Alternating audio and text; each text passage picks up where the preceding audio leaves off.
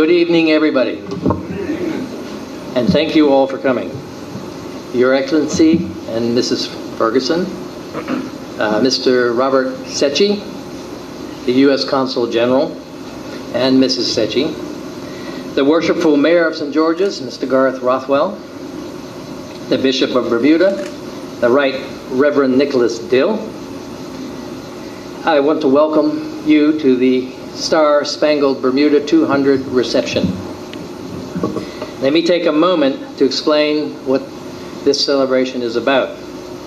First of all, you may not know a lot about the War of 1812 between England and the United States, but during the aftermath of the Revolution, they were very much antagonists. And there was sort of like a Cold War going on between the two.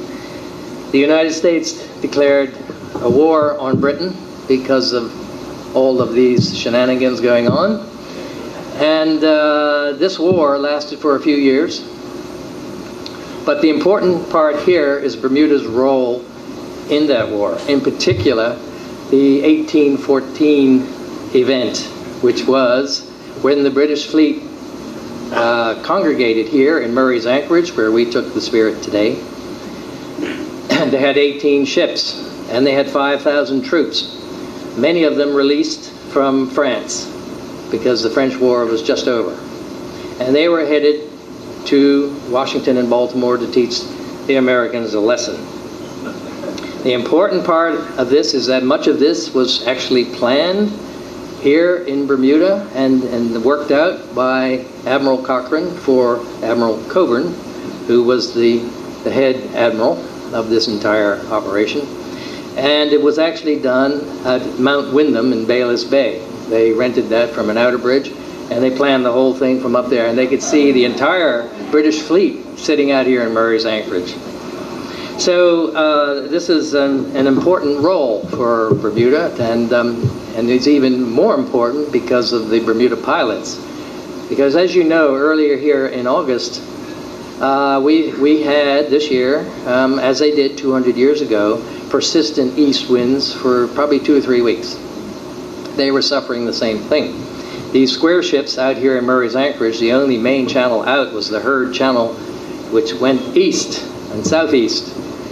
They could not get out, and they didn't want to stay too long because their plans could be compromised.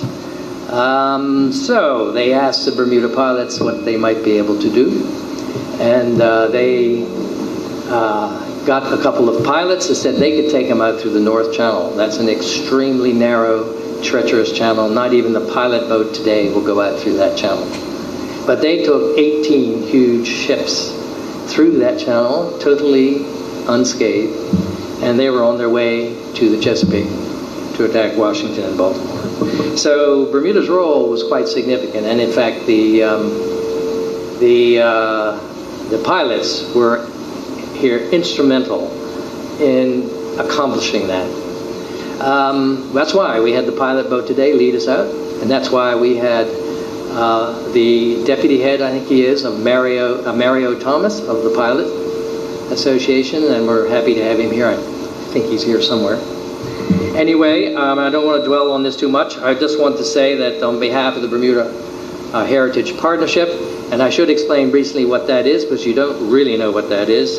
It's a fairly new organization. It consists of a number of registered charities. It's the St. George's Foundation, the National Trust, the National Museum of Bermuda, the African Diaspora, and the Garden Club, and then the BNG, that's the National Gallery, and Masterworks are associate members. And we work to promote Bermuda's culture and its history abroad and overseas. We strategically promote Bermuda 2 or 3, 4 times a year.